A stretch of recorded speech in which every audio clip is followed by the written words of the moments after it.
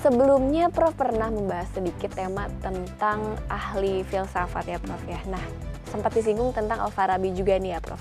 Sebenarnya Al-Farabi ini siapa sih Prof? Apa benar Al-Farabi ini adalah guru kedua dari Arsitul Telas ya Prof? Iya. Silakan dijelaskan Prof. Ya, jadi begini. Kalau kita bicara tentang abad pertengahan itu sekitar tahun 700 sampai 1200 ya. Wah, di situ ada 27 ilmuwan besar muslim. Kalau ada pemenang hadiah Nobel pada waktu itu, maka semua dimonopoli oleh orang-orang Muslim Islam ya pada waktu itu. Mulai dari Al-Kindi. Al-Kindi inilah yang luar biasa jasanya, seorang orang Arab menerjemahkan karya-karya Plato dan rivalnya Aristoteles, ya, Demokritos, Thales, Anaximenes, ke dalam bahasa Arab ya. Dari bahasa Arab nanti itu diterjemahkan lagi ke dalam bahasa Eropa, ke dalam bahasa ya termasuk bahasa Inggris, Jerman dan seterusnya kan. Nah, saya nggak tahu ya orang-orang seperti itu misalnya yang hidup pada masa itu ya, memang kutu bukunya luar biasa. Bukan hanya kutu buku saja, tapi kontemplasinya. Apa itu kontemplasi itu ya? Tahanus, apa itu tahanus? Konsentrasi tengah malam, bersemedi di dalam satu tempat untuk melakukan perenungan ya, kontemplatif sifatnya. Akhirnya dapat ilmu laduninya ya. Apa itu ilmu laduni? Itu ilmu yang divine knowledge langsung dari Allah SWT. Jadi ada kayak orang Jawa bilang wangsit gitu ya.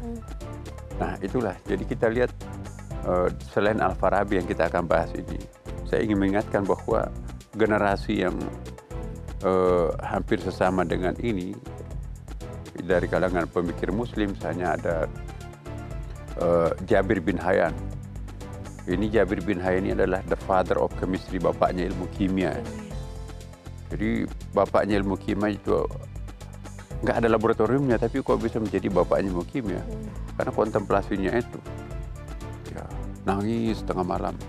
Kok kenapa nangis? Saya nggak tahu.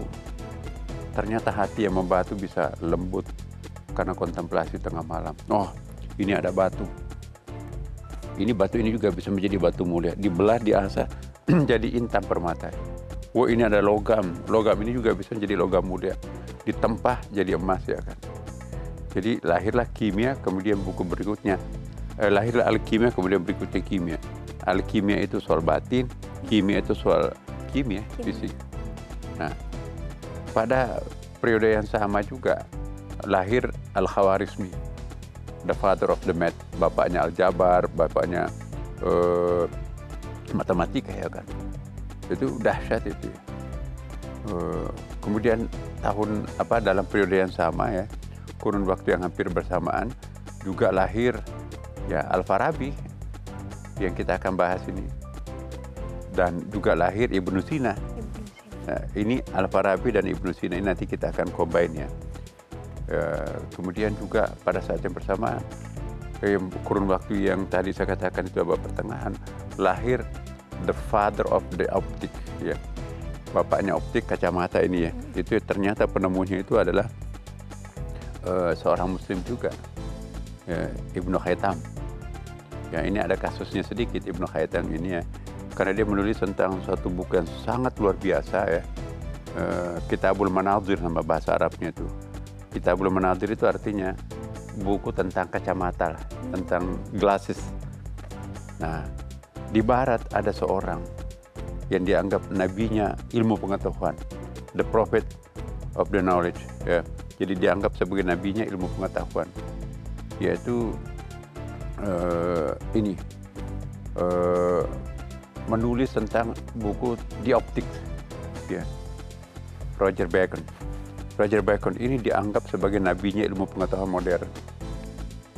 Buku yang paling mengangkat namanya itu sampai dibuatkan patung bahwa nabinya ilmu pengetahuan modern itu adalah Roger Bacon.